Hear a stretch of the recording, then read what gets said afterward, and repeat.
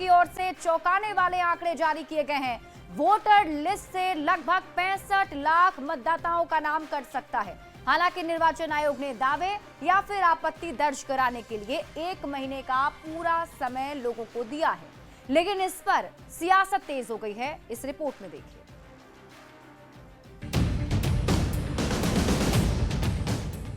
बिहार में मतदाता सूची का विशेष गहन पुनरीक्षण का पहला चरण लगभग पूरा हो गया है। विपक्षी दलों के विरोध के बीच निर्वाचन आयोग ने चौंकाने वाला आंकड़ा पेश किया है। 25 जुलाई को जारी आंकड़े के मुताबिक 22 लाख वोटर मृत पाए गए हैं। 35 लाख वोटर दूसरे निर्वाचन क्षेत्रों में जा चुके हैं। 7 लाख ऐसे मतदाता मिले हैं जिनका नाम 2 जगहों पर पंजीकृत है और 1.2 लाख वोटर ऐसे हैं जिनका गणना प्रपत्र अब तक जमा ही नहीं हुआ। जमा किए गए फॉर्म का डिजिटलीकरण किया जा चुका है। बाकी का 1 अगस्त तक डिजिटलीकरण का काम भी पूरा कर लिया जाएगा। निर्वाचन आयोग की माने तो बिहार में लगभग 65 लाख मतदाताओं का नाम वोटर लिस्ट से कट सकता है। वोटर लिस्ट रिवीजन में 99.8% मतदाताओं को कवर किया जा चुका है। कुल 7 करोड़ 23 लाख मतदाताओं का फॉर्म आयोग के पास जमा किया गया है। जिन लोगों ने फॉर्म जमा नहीं किए, उनकी लिस्ट 20 जुलाई को ही मान्यता प्राप्त दलों को आयोग की ओर से सौंप दी गई है। हालांकि फिर भी राजनीतिक पार्टियां निर्वाचन आयोग के फैसले पर सवाल खड़े कर रही हैं। एसआईआर की पारदर्शिता संदेह की नजरों से देख रही है। मानसून सत्र के आखिरी दिन पूर्व मुख्यमंत्री राबड़ी देवी ने भी एसआईआर पर सवाल उठाया। सीएम नीतीश कुमार से जवाब मांगा, जिसे लेकर जेडीयू के राष्ट्रीय कार्यकारी अध्यक्ष संजय झा और केंद्रीय मंत्री ललन सिंह ने पलटवार किया है। गरीबों का सवाल है, गरीबों का नाम कट रहा है सबको। जो बाहर गया 4 करोड़ लोग, उसको क्या होगा? ऐसा है कि ये एसआईआर का काम पहले भी बिहार में 2003 में हुआ था और 1 महीने में ही इसका सर्वेक्षण हुआ था। ये पहली बार नहीं हो रहा है और उस समय सरकार उन्हीं की थी, जो लोग बोल रहे हैं उसी समय हुआ था।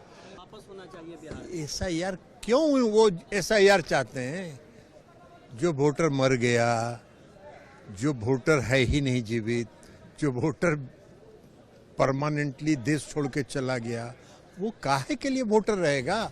सियासी गतिरोध के बीच गति के साथ निर्वाचन आयोग ने विशेष गहन पुनरीक्षण का पहला चरण पूरा कर लिया। आयोग अब ड्राफ्ट वोटर लिस्ट के तरफ दूसरे चरण की ओर बढ़ रहा है। जो राजनीतिक दल यानी योग्य मतदाता ड्राफ्ट वोटर लिस्ट से असहमत होंगे, वे 1 अगस्त से 1 सितंबर तक दावे या आपत्ति दर्ज करा सकते हैं। 1 अगस्त को वोटर लिस्ट का ड्राफ्ट प्रकाशन किया जाएगा और 30 सितंबर 2025 को फाइनल वोटर लिस्ट तैयार कर ली जाएगी। चर्चा है कि 65 लाख मतदाताओं के नाम कट सकते हैं। अब देखना होगा फाइनल आंकड़ा क्या निकलकर सामने आता है। Bureau report, ज़ेटी।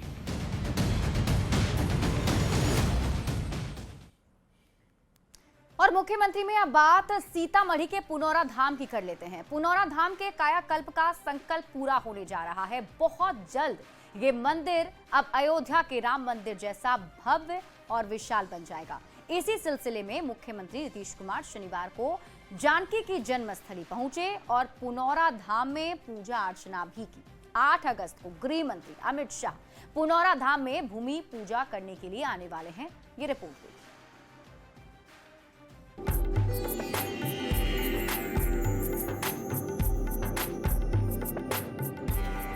सीतामढ़ी का पुनौरा धाम यानी मां जानकी की जन्मस्थली पुनौरा गांव की यही वो पवित्र भूमि है जिसे जोतने के दौरान राजा जनक को मां सीता मिली थी, ऐसी मान्यता है।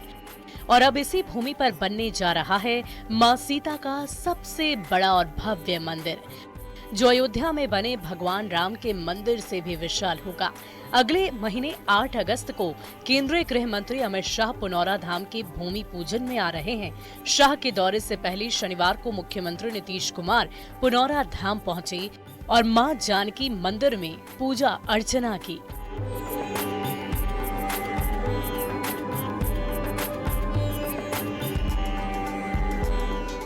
मुख्यमंत्री नीतीश कुमार के साथ डिप्टी सीएम सम्राट चौधरी और जल संसाधन मंत्री विजय कुमार चौधरी भी मौजूद रहे। सीएम नीतीश की पार्टी जेडीयू के राष्ट्रीय कार्यकारी अध्यक्ष संजय झा भी इस पूजा अर्चना में शामिल हुए। पूजा पाठ के बाद सीएम नीतीश ने मंदिर का अवलोकन किया और आर्किटेक्ट की ओर से बनाए गए मंदिर के नक्शे को भी देखा। 883 करोड़ की लागत से इस भव्य मंदिर को तैयार किया जाएगा, जिसे कैबिनेट से मंजूरी भी मिल गई है।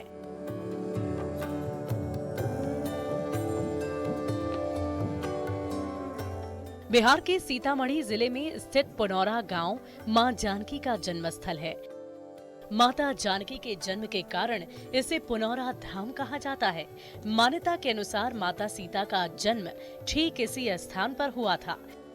नीतीश सरकार ने मंदिर निर्माण के लिए 50 एकड़ जमीन के अधिग्रहण की मंजूरी दे दी है और इससे पहले 16.63 एकड़ भूमि के अधिग्रहण की मंजूरी दे दी गई थी। भव्य मंदिर का डिजाइन भी बनकर तैयार हो गया है और अब मंदिर निर्माण के लिए एक ट्रस्ट की भी गठन कर दिया गया है।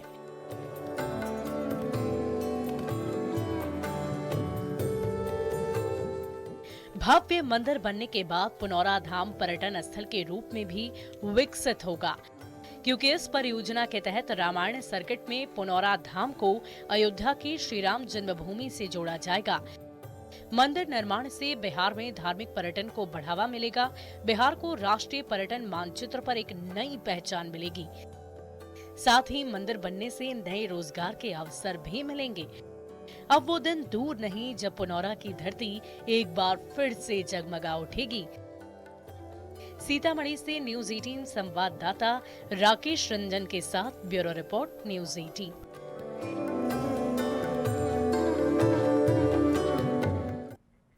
मुख्यमंत्री बढ़ते हैं अगली खबर की ओर। मुख्यमंत्री नीतीश कुमार के बेटे निशांत कुमार को राजनीति में लाने की डिमांड अब काफी तेज हो गई है। पटना में जेडीयू कार्यालय के बाहर कार्यकर्ताओं ने पोस्टर लगा दिए हैं। निशांत को न सिर्फ राजनीति में लाने की मांग हो रही है, बल्कि जेडीयू कार्यकर्ता चुनावी मैदान में भी उतारने की डिमांड कर रहे हैं। इस रिपोर्ट में देखिए।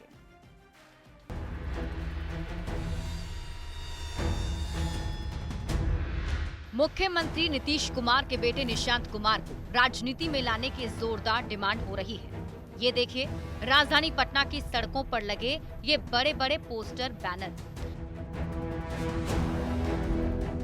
जेडीयू के कार्यकर्ता कह रहे हैं, कार्यकर्ताओं की यही मांग, चुनाव लड़े निशांत।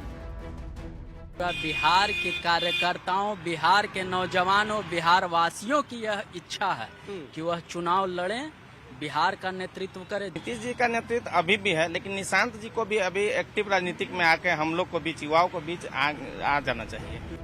जैसे जैसे बिहार चुनाव के दिन नजदीक आ रहे हैं, वैसे वैसे जेडीयू कार्यकर्ताओं की सक्रियता भी बढ़ गई है। जनता दल यूनाइटेड के दफ्तर के बाहर जो पोस्टर लगे हैं, उसमें मुख्यमंत्री नीतीश कुमार के साथ साथ उनके बेटे निशांत कुमार की तस्वीर नजर आ रही है। जेडीयू का चुनाव चिन्ह भी दिख रहा है। निशांत को न सिर्फ राजनीति में लाने की, बल्कि चुनावी मैदान में उतारने की भी मांग की जा रही है। जी, हम युवा हैं और युवा के नाते हम चाहते हैं कि निशांत भैया जल्द से जल्द राजनीति में आए और हम लोग का नेतृत्व करें। चुनावी साल में निशांत कुमार के राजनीतिक पदार्पण पर सियासत भी जमकर हो रही है। भारतीय जनता पार्टी सियासत में निशांत का स्वागत कर रही है।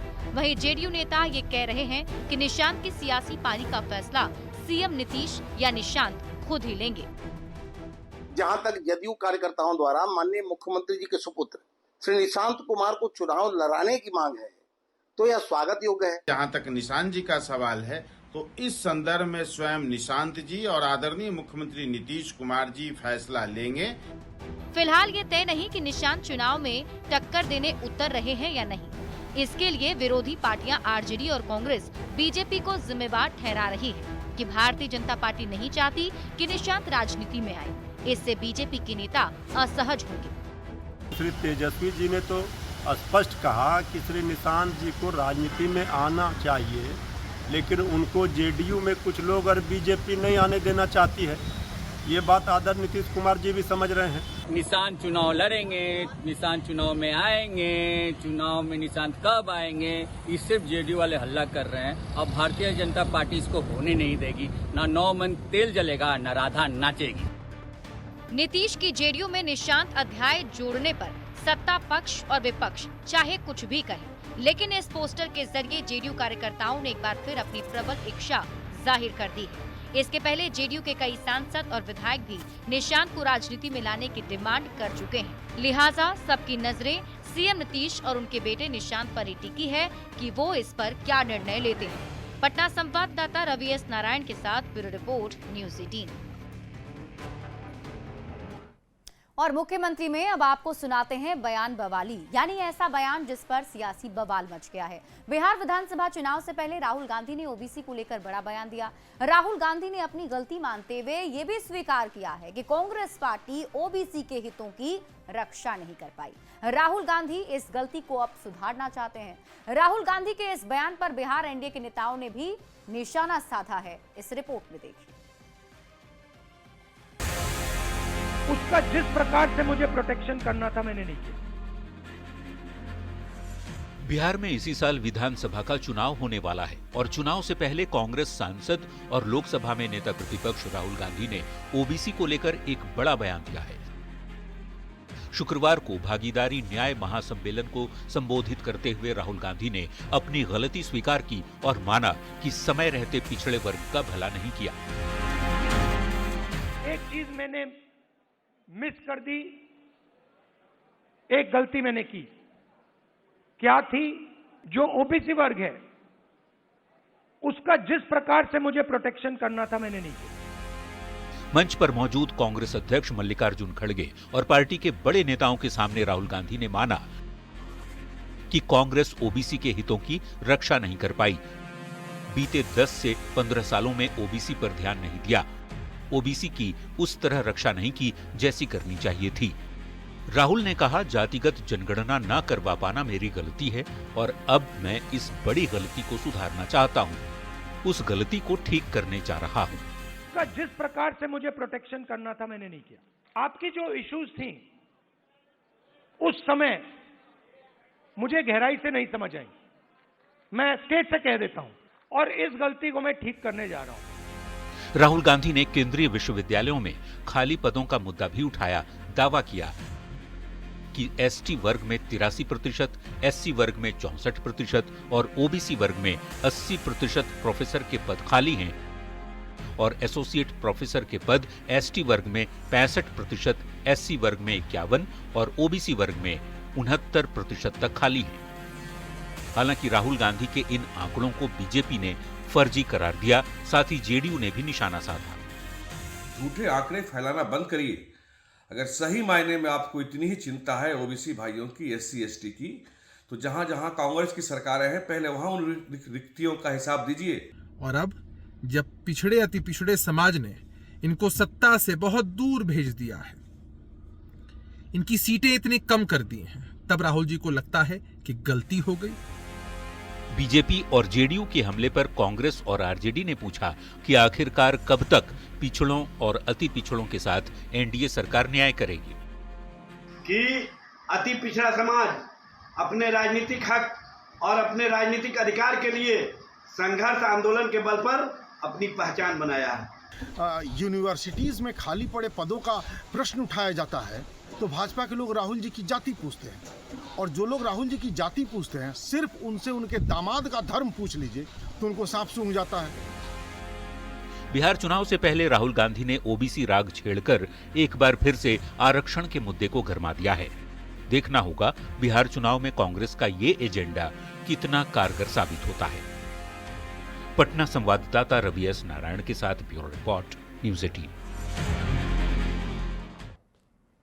और मुख्यमंत्री में अब आपको दिखाते हैं चुनावी वायरल, यानी ऐसी तस्वीर या कोई बयान जो चुनावी मौसम में वायरल हो रहा है। अपने विवादित बयानों को लेकर हमेशा से सुर्खियों में रहने वाले आरजेडी विधायक भाई वीरेंद्र ने एक बार फिर से ऐसी अमर्यादित भाषा का इस्तेमाल किया जिसे लेकर कई सवाल उठने लगे हैं। विधानसभा के बाहर भाई वीरेंद्र गाली गलौज पर उतर आए, जिसका वीडियो चुनावी मौसम में वायरल हो रहा है। ये रिपोर्ट देखिए।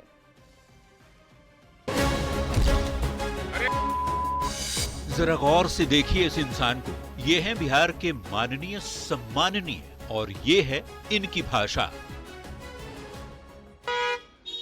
अरे न का सुनाई दे रहा रे। अरे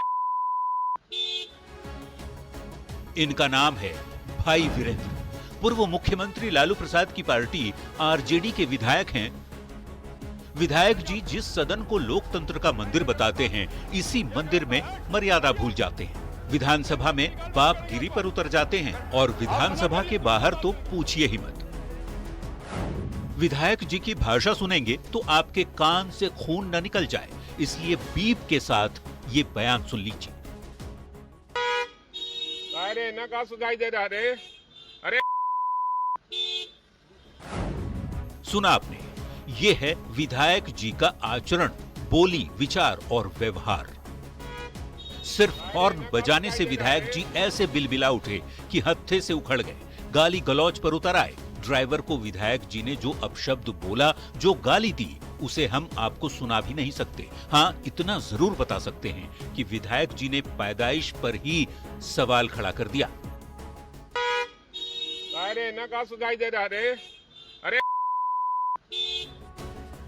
2 दिन पहले की ही तो बात है। बुधवार को भरी सदन में आरजेडी विधायक भाई वीरेंद्र अपना आपा खो बैठे थे। आसन पर विधानसभा अध्यक्ष नंदकिशोर यादव की मौजूदगी में बाप दादा पर उतर आए थे। उस दिन भी हो हंगामे के बीच सदन में काफी बवाल मचा था और जब विधायक जी से माफी मांगने को कहा गया तो न तो इन्होंने माफी मांगी और न ही आपत्ति जताई, उल्टे अपने विवादित बयान पर कायम ही रहे। कैसे माफी मांगना पड़े? काहे को माफी है?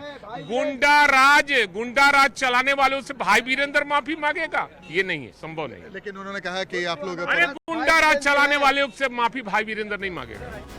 भाई वीरेंद्र ने सदन के भीतर और सदन के बाहर जो कहा, क्या ये कहीं से भी सही है? लाखों की संख्या में जनता जिन्हें वोट देकर सदन भेजती है, क्या ऐसी भाषा एक माननीय की जुबान पर शोभा देती है? सवाल है कि विधायक जी ऐसी अमर्यादित गाली गलौज और अपशब्द वाली भाषा से क्या नजीर पेश करना चाहते हैं? क्योंकि कभी कबीरदास जी ने कहा था, ऐसी वाणी बोलिए मन का आपा खोए, औरन को शीतल करे, आपहु शीतल को। Bureau report, news 18। आप क्षमा मंगवाइए, पर नहीं, ये शब्द नहीं चलेगा, नहीं। और मुख्यमंत्री में अब वक्त है एक रोचक चुनावी जानकारी की। क्या आप जानते हैं कि नीतीश कुमार ने अपना पहला चुनाव कब लड़ा था? तो इस सवाल का जवाब है साल 1977। नीतीश कुमार ने पहली बार विधानसभा चुनाव 1977 में लड़ा था। वे नालंदा जिले के हरनौत सीट से जनता पार्टी के टिकट पर मैदान में उतरे थे, लेकिन इस चुनाव में उन्हें हार का सामना करना पड़ा। उनकी पहली जीत 1980 में आई, जब उन्होंने फिर से हरनौत से जनता पार्टी के उम्मीदवार के रूप में चुनाव लड़ा और जीत हासिल की। इसके बाद वे बिहार की राजनीति में धीरे धीरे एक प्रमुख चेहरा बन गए और 23 साल बाद 2000 में मुख्यमंत्री पद की शपथ ली। हालांकि तब उनकी सरकार 1 सप्ताह में ही गिर गई थी, पर वो खुद को लालू प्रसाद के खिलाफ सबसे बड़े नेता के रूप में स्थापित कर चुके थे। 2005 के चुनाव में उन्होंने ऐतिहासिक जीत के दोबारा सीएम पद की शपथ ली और इस बार उन्होंने अपना कार्यकाल पूरा किया और तब से लेकर अब तक वो लगातार बिहार में सरकार बनाते आ रहे हैं। और यहाँ रुकने एक छोटे से ब्रेक के लिए जल्द लौटते हैं वापस।